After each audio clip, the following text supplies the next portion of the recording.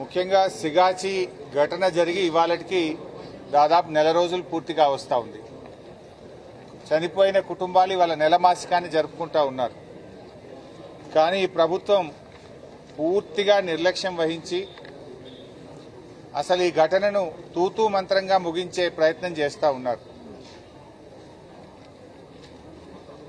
ముఖ్యమంత్రి గారు సంఘటన స్థలానికి వచ్చి ₹1 కోటి ఎక్స్గ్రేషియా ప్రకటించి వెళ్లారు. నెల రోజులైంది, ఒక్కరికి కూడా ₹1 కోటి రాలేదు. ఈరోజు ఆ చనిపోయిన కుటుంబ సభ్యుల్లో చూస్తే కొంతమంది మిస్సింగ్ ఉన్నారు. మిస్సింగ్ అనేది ఏం లేదు, కనీసం వాళ్ళ బొక్కలు కూడా దొరకలేదు, కాలి బూడిదైపోయారు. బూడిదైపోతే కనీసం వాళ్ళ శవాలను కూడా ఇవ్వలేదు. ఆ ఫోటో ఉందా బాబు, అది అట్ట పెట్టదు. శవాలను కూడా ఇవ్వలేదు. వాళ్ళు పాపం అంతిమ కార్యక్రమాలను కాలిపోయిన బూడిద, ఆ కంపెనీలో కాలిపోయిన బూడిద తీసుకుపోయి కార్యక్రమాలు జరుపుకొని ఆ బూడిదను గోదావరి నదిలో బాసర దగ్గర కలుపుకున్నామని కళ్ళనీళ్లు పెట్టుకుంటా ఉన్నారు. ఇంత హృదయ విదారకమైనటువంటి పరిస్థితి ఉన్నది. ఇవాళ మొత్తంగా చనిపోయినటువంటి వాళ్ళు 54 మంది. ఉమ్మడి ఆంధ్రప్రదేశ్లో మన రాష్ట్రంలో ఎప్పుడూ ఒక కంపెనీలో ఇంతమంది కాలిపోయి మాడి మసైన పరిస్థితి లేదు. 54 కుటుంబాలు చనిపోతే ప్రభుత్వ స్పందన అత్యంత దయనీయంగా ఉంది, బాధ్యతారహిత్యంగా ఉన్నది. ఈరోజు ఇవాళ మేము ఆ కుటుంబాలతో మాట్లాడాం. మన నర్సాపూర్ నియోజకవర్గానికి చెందిన సిల్వేర్ రవి, ఆ కుటుంబం మిస్సింగ్ కుటుంబం. వాళ్ళ ఫ్యామిలీ మెంబర్స్ కిషోర్ అని వాళ్ళ బ్రదర్ ఇన్ లా వచ్చాడు ఇక్కడికి. ఆయన చెప్తున్నాడు, ఎంత తిరిగినా కూడా పట్టించుకోవట్లేదు. అరే మాకు డెత్ సర్టిఫికేట్ ఎప్పుడు ఇస్తారు, ఎక్స్గ్రేషియా ఎప్పుడు ఇస్తారు అని అడిగితే ఎస్ఎల్బీసీ చూడలేదా, ఎస్ఎల్బీసీలో ఇంకా శవమే బయటకు రాలేదు, మీకు బూడిదనన్నా దొరికింది, ఏం తొందరపడతారు పోండ్రి అని అత్యంత బాధ్యతారహిత్యంగా అమానవీయంగా మాట్లాడుతున్నారని కిషోర్ అనే అబ్బాయి ఉన్నాడు ఇక్కడే. ఆ కిషోర్ చాలా బాధతో చెప్పడం జరుగుతూ ఉంది. అదేవిధంగా సోహెల్ అన్సారీ, జార్ఖండ్ రాష్ట్రానికి చెందినటువంటి వ్యక్తి, వారు కూడా ఇక్కడ ఉన్నారు. చాలా మంది ఉన్నారు కానీ 2-3 ఎగ్జాంపుల్స్ చెప్తాను. నేను బీహార్ నుంచి ఇక్కడికి రావాలంటే వచ్చిపోయినప్పుడల్లా 30,000 ఫ్లైట్ కిరాయి అవుతుంది. మా అమ్మ నాన్న ఒకసారి వచ్చిపోయాడు, నేను ఒకసారి వచ్చాను, వచ్చినప్పుడల్లా 30-40 వేల ఖర్చు అవుతుంది. అసలు ఎప్పుడు ఎక్స్గ్రేషియా ఇస్తారు, ఎప్పుడు డెత్ సర్టిఫికేట్ ఇస్తారు, మాకేం అర్థం కాకుండా ఉన్నది అని చెప్పి అన్సారీ కళ్ళనీళ్లు పెట్టుకుంటున్నటువంటి పరిస్థితి. మొయినుద్దీన్ ఖాన్ అని చెప్పి బీహార్ రాష్ట్రం, మొయినుద్దీన్ ఖాన్ ఇక్కడ ఉన్నాడు. 28 రోజుల నుంచి ఆఫీసుల చుట్టూ తిరుగుతా ఉన్నాను, 3 నెలలు అయిద్దో తెలియదు, 6 నెలలు అయిద్దో తెలియదు, ఏడాది అవుతుందో తెలియదు అని ఏమీ చెప్పట్లేదు సార్, మాకంతా అయోమయంగా ఉంది అని చెప్పి మొయినుద్దీన్ ఖాన్ బాధపడతా ఉన్నాడు. ఆంధ్రప్రదేశ్ రాష్ట్రానికి చెందిన అనిరుద్ అనే అబ్బాయి ఉన్నాడు ఇక్కడ. మా మీద సంతకాలు పెట్టించుకున్నారు, 10 లక్షలు మాత్రం ఇచ్చి ఏం జరిగినా మీదే బాధ్యత అని సంతకాలు పెట్టించుకున్నారు. మిగతాది ఎప్పుడు ఇస్తారు, ఎంత ఇస్తారు అంటే చెప్పట్లేదు. ముఖ్యమంత్రి ₹1 కోటి అన్నాడు, అధికారులను అడిగినా కంపెనీ వాళ్ళని అడిగినా ఎంత ఇస్తారు అంటే చెప్పడం లేదు, ఎప్పుడు ఇస్తారు అంటే చెప్పడం లేదు. మాకేం అర్థమైతలేదు సార్, మమ్మల్ని ఆదుకోండి అని చెప్పి ఆంధ్రప్రదేశ్ చెందిన అనిరుద్ధు ఇక్కడ మాట్లాడుతూ ఉన్నారు. అదేవిధంగా సతీష్ కుమార్, ఉత్తరప్రదేశ్ రాష్ట్రం, DNA టెస్ట్ చేస్తే ఒక ముద్ద ఇచ్చిండ్రు. మా నాన్న ఆనవాళ్లు కూడా లేవు, ఒక ముద్దను తీసుకుపోయి మేము కార్యక్రమాలు చేసుకున్నాము. అయితే అక్కడికి వెళ్లి ఐలా అధికారి సుబ్బు గారిని కలిస్తే మెల్లమెల్లగా వస్తాయి, ఊకే తిరగద్దు అని మమ్మల్ని బాధ్యతారహిత్యంగా సమాధానాలు ఇస్తున్నారు. మాకు చాలా ఇబ్బందిగా ఉంది, మమ్మల్ని ఆదుకోండి అని ఉత్తరప్రదేశ్ చెందినటువంటి సతీష్ కుమార్ చెప్తా ఉన్నాడు. నేను ఐలా దగ్గరికి వెళ్లి అడిగాను, అక్కడ సుబ్బు అనే అధికారి ఉన్నాడు, బాధ్యతారహిత్యంగా చెప్తుండు. అడిషనల్ కలెక్టర్ని కలిశాం, ఎవరిని కలవాలో మాకు అర్థమైతలేదు, ఎవరూ బాధ్యత తీసుకోవడం లేదు, మమ్మల్ని ఆదుకోండి అని చెప్పి మా దృష్టికి తెచ్చారు. అమ్మాయి సంజుదేవి ఇప్పుడే మాట్లాడింది. ఆమెకైతే ఆ చనిపోయినప్పుడు అంత్యక్రియలకు ఇచ్చిన డబ్బే తప్ప అందరికీ ఇచ్చినట్టు 10 లక్షలు కూడా రాలేదు. వాళ్ళ భర్త చొటేల్కల్, ఆయన చనిపోయారు. నేను మధ్యప్రదేశ్ రాష్ట్రం సాత్నా జిల్లా, అక్కడ ఉంటే ఇక్కడ డబ్బులు రావేమో అని అటు కుటుంబ సభ్యుల్ని వదిలిపెట్టి నేను ఇక్కడే ఉంటున్నాను, ఒక్కదాన్ని ఉంటున్నాను, ఒంటరిగా తిరుగుతున్నాను, మాకు ₹1 రాలేదు. ఎవరి దగ్గరికి పోయినా అటుపో అంటే ఇటుపో అంటున్నారు, ఇటుపో అంటే అటుపో అంటున్నారు. కొంతమందికి 10 ఇచ్చారు, నాకు ఆ 10 లక్షలు కూడా రాలేదు, చెప్పిందేమో 1 కోటి, ఏమీ రాలేదు అని అమ్మాయి కంటతడి పెట్టుకుంటా ఉంది. అలా చాలా ఉన్నాయి. ఇంకా హరి ఉన్నారు, స్నేహరాణి ఉన్నారు, ఇంకా కొంతమంది ఆసుపత్రుల్లో వైద్యం పొందుతున్నారు. ఇలా హాస్పిటల్లో వైద్యం పొందే వాళ్ళు తీవ్రంగా గాయపడ్డ కొన్ని కుటుంబాలు ఉన్నాయి. ఆ తీవ్రంగా గాయపడ్డ కుటుంబాలకు 10 లక్షలు మాత్రమే ముఖ్యమంత్రి ప్రకటించారు. వాళ్లకు 50,000 ఇచ్చి చేతులు దులుపుకున్నారు. అసలు ఇక కొంతమంది ఇప్పుడు ఇందాక చెప్తున్నారు, ఒక అబ్బాయి హాస్పిటల్లో ఇక ఆయన నడవలేడు, నడవడానికి 2 ఏళ్లు పడుతుందో 3 ఏళ్లు పడుతుందో తెలియదు అంటున్నారు. 50,000 ఇచ్చి చేతులు దులుపుకుంటే ఎట్లా? ఈ అమ్మాయి సుష్మా, కరీంనగర్ జిల్లా జమ్మికుంటకు చెందిన సుష్మా చాలా తీవ్రంగా గాయపడ్డది. 50,000 ఇచ్చి చేతులు దులుపుకున్నారు. వీళ్ళ పరిస్థితి ఏంది? వాళ్ళ కుటుంబ సభ్యులు ఇల్లు కిరాయి ఎట్లా కట్టాలి, మేము ఎట్లా బతకాలి సార్ అని చెప్పి వాళ్ళు బాధపడతా ఉన్నారు.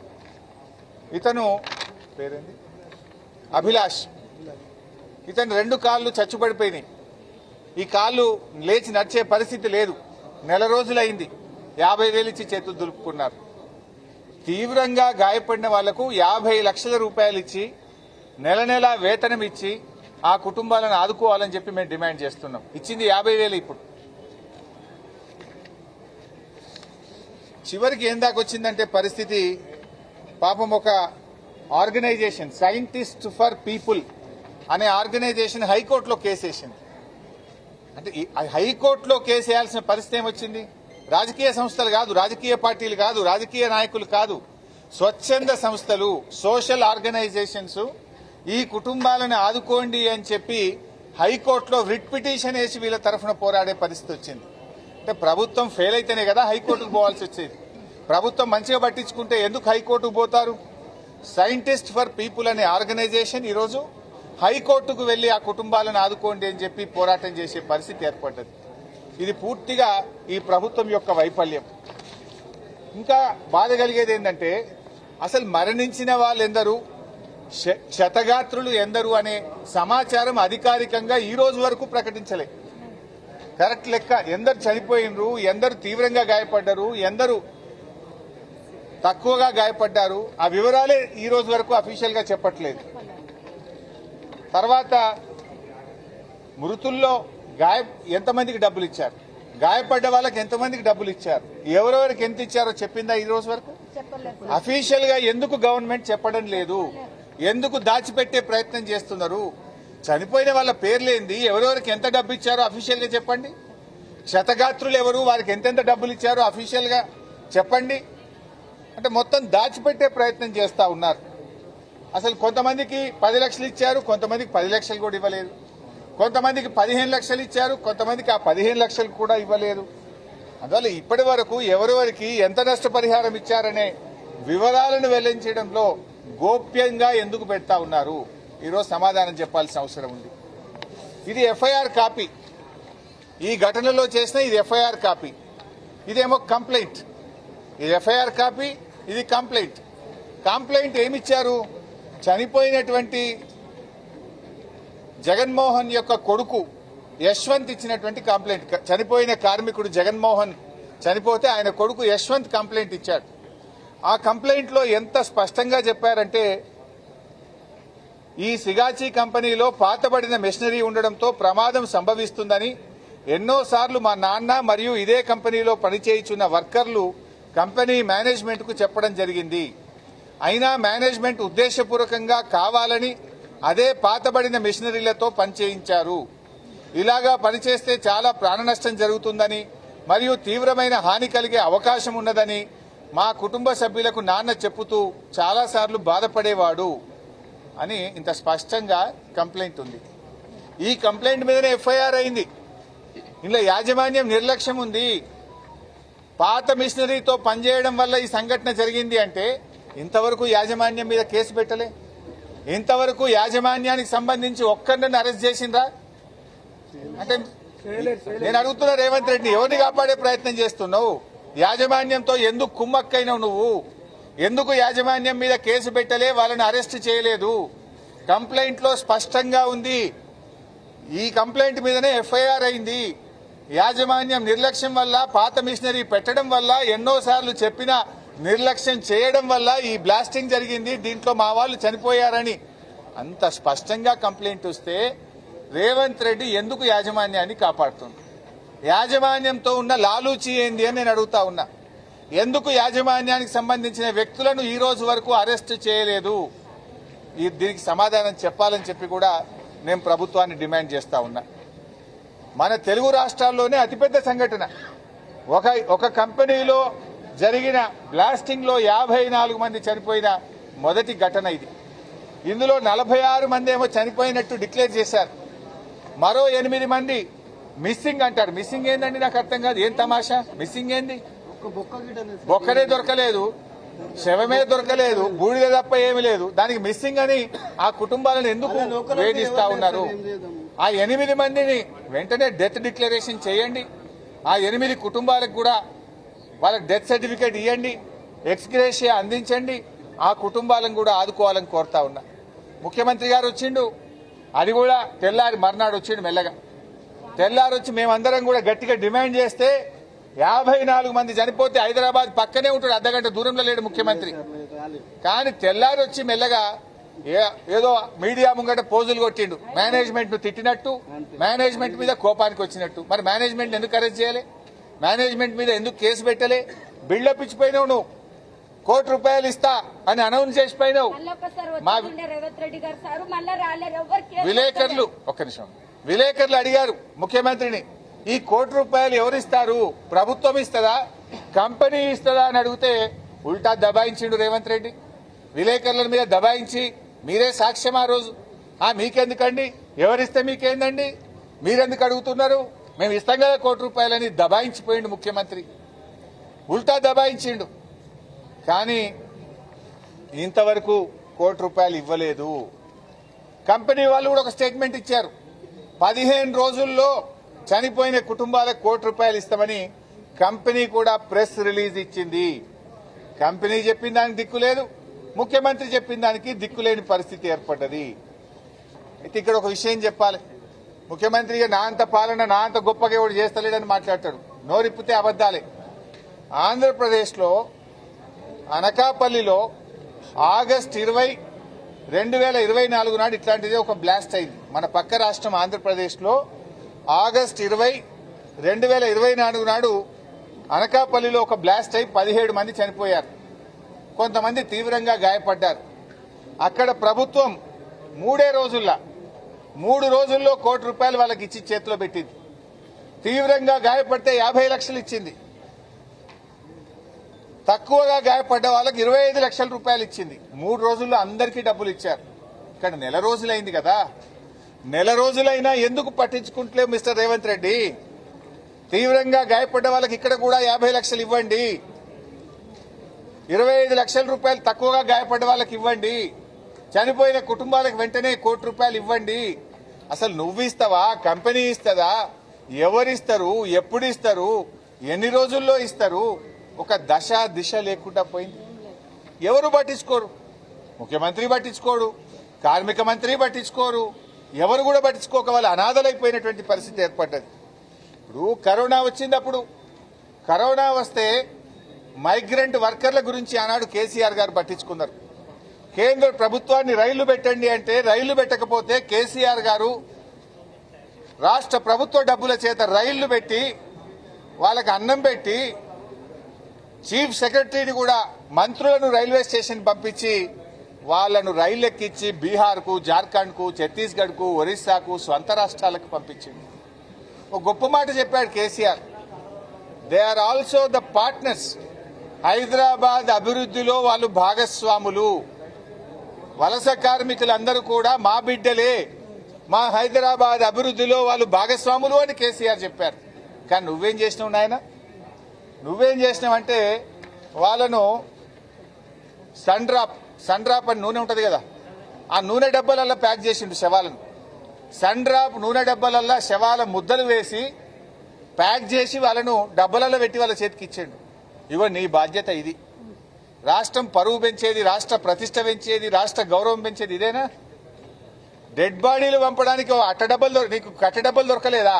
అట్ట డబ్బలలో పెట్టి పంపుతావు. Sundrop oil, Sundrop oil ముద్దలు పెట్టి పంపిస్తావు.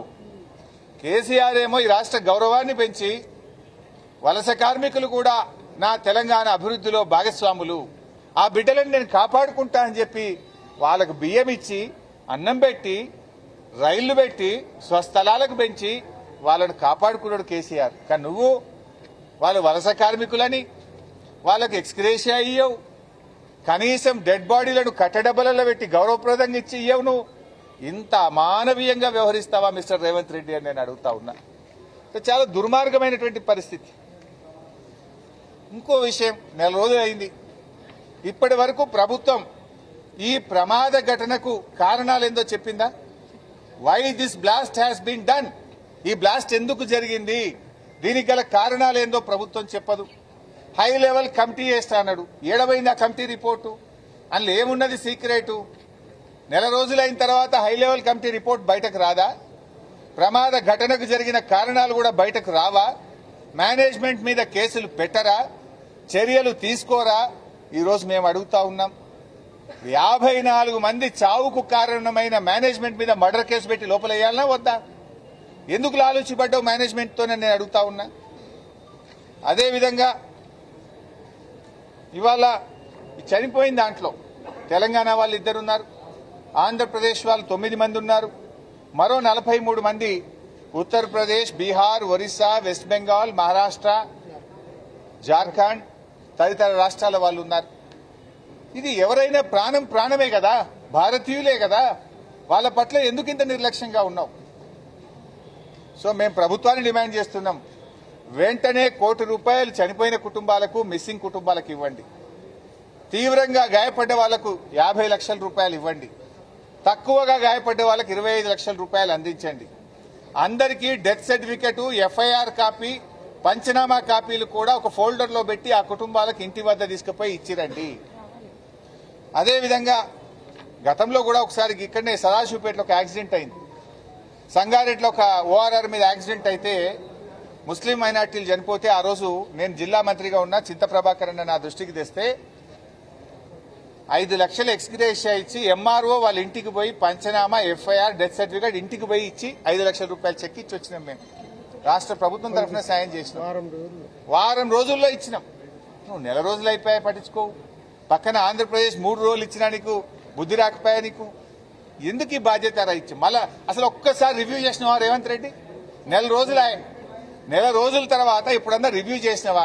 ఎక్కే విమానం, దిగే విమానం, ఢిల్లీకి పోడు, ఢిల్లీకి వెళ్ళి చూడు తప్ప ఇంతమంది చనిపోయినరు, వాళ్ళ పరిస్థితి ఏంది, యాక్సిడెంట్ ఎందుకు జరిగింది, ఇటువంటి జరగకుండా చూడాలని ఒక రివ్యూ అన్నా చేసినవా రేవంత్ రెడ్డి అని నేను అడుగుతా ఉన్నా.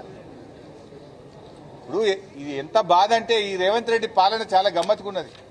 ఎస్ఎల్బీసీ టనల్ కుప్పకూలిపోయింది, ఆడ 6 డెడ్ బాడీలు అల్లనే ఉన్నాయి. 150 రోజులు అయిపోయాయి. 150 రోజులైనా ఎస్ఎల్బీసీ లోపల ఉన్న శవాలు బయటకు రావడం లేదు. చచ్చిండ్రో బతికినరో తెలియదు. 150 రోజులైన బొక్కలు కూడా బయటకు దేకపోతుంది. సిగాచి ఘటనలో 8 మంది శవాలు ఇయ్యకపోతివి, బొక్కలు ఇయ్యపోతివి, బూడిద కూడా ఇయ్యపోతివి. ఇది నీ పాలన.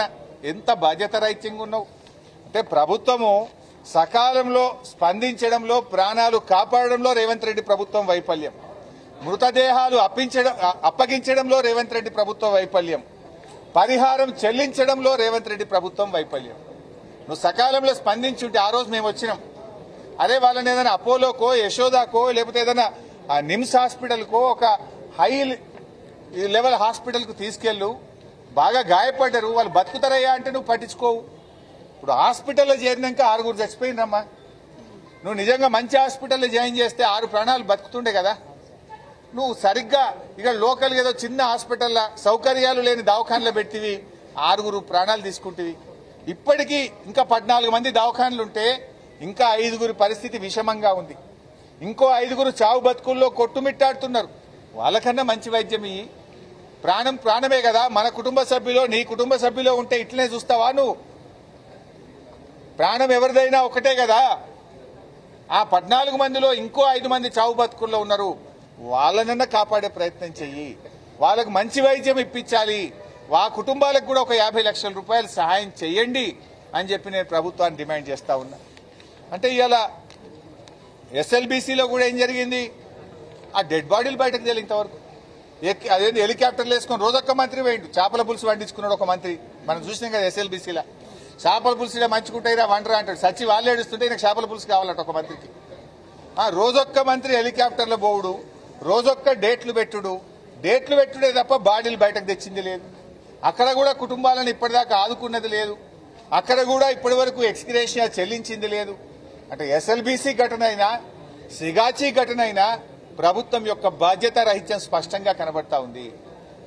ఆ ప్రాణాలు కాపాడడంలో గాని, శవాలను అప్పగించడంలో గాని, పరిహారం చెల్లించడంలో రేవంత్ రెడ్డి ప్రభుత్వం దారుణంగా విఫలమైపోయింది.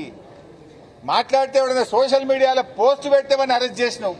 అరే 54 మంది చావుకారమైన సిగాచి యాజమాన్యాన్ని ఎందుకు అరెస్ట్ చేయవు?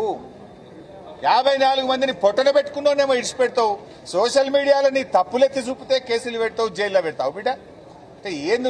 ఎవరి కోసం పనిచేస్తున్నావు? ఇలా ప్రజలకు సమాధానం చెప్పాల్సిన అవసరం ఉంది. ఎస్ఎల్బీసీలో కూడా వాటికి అనేక సహాయక బృందాలు వచ్చినాయి. సహాయక బృందాలను సమన్వయం చేయడంలో కూడా ఫెయిల్ అయిపోయారు. నిర్ణయాలు తీసుకోవడంలో ఆలస్యం చేశారు. ఇవాళ ఎస్ఎల్బీసీ ప్రాజెక్టు భవిష్యత్తే ప్రశ్నార్థకం అయిపోయింది. ఎస్ఎల్బీసీ ప్రస్తావన ఎందుకు వచ్చిందంటే అక్కడ 150 రోజులైనా 6 శవాలు ఇప్పటికీ దొరకలేవు. ఇక్కడ సిగాచి ఘటనలో 8 శవాలు దొరకలేవు. మిస్సింగ్ అంటున్నారు. మిస్సింగ్ ఏందండి? ఇంత పెద్ద ప్రభుత్వం మనిషి ఉన్నడా పోయిండా చెప్పరా మీరు? ఆ మిస్సింగ్ పేరు మీద ఎన్ని రోజుల వరకు వాళ్ళకి డెత్ సర్టిఫికేట్ ఇస్తారు, ఎన్ని రోజులకు వాళ్ళకి ఎక్స్గ్రేషియా ఇస్తారు? ప్రభుత్వం రివ్యూ చేయాలి. మిస్సింగ్ అయినా చనిపోయినా 54 మందికి తక్షణమే కోటి రూపాయలు ఇవ్వాలని మేము డిమాండ్ చేస్తున్నాం. ఈరోజు జిల్లా కలెక్టర్ గారికి మేము అన్ని విషయాలు కూడా చెప్పి బాధితుల పక్షాన వాళ్ళ యొక్క బాధను, వాళ్ళ గోసను వినిపించే ప్రయత్నం చేశాం. ప్రభుత్వం స్పందిస్తుందని, ప్రభుత్వం ఆ కుటుంబాలను ఆదుకుంటుందని మేము ఆశిస్తా ఉన్నాం. ఒకవేళ స్పందించకపోతే మాత్రం మేము మా యొక్క పోరాటాన్ని మరింత తీవ్రతరం కూడా చేస్తాం. నేను ఒకటే ముఖ్యమంత్రిని కోరేది ఒకటే, ఇలాంటి విషయంలో కూడా మీరు బాధ్యతారహిత్యంగా ఉండొద్దు, కొంత బాధ్యతగా వ్యవహరించండి, మానవీయ కోణంలో ఆదుకోండి, వెంటనే తగిన నిర్ణయాలు తీసుకోండి. మేము తొందరపడలే కదా. నెల రోజులు ఆగిన తర్వాత ఇవాళ కలెక్టరేట్కి వచ్చాం.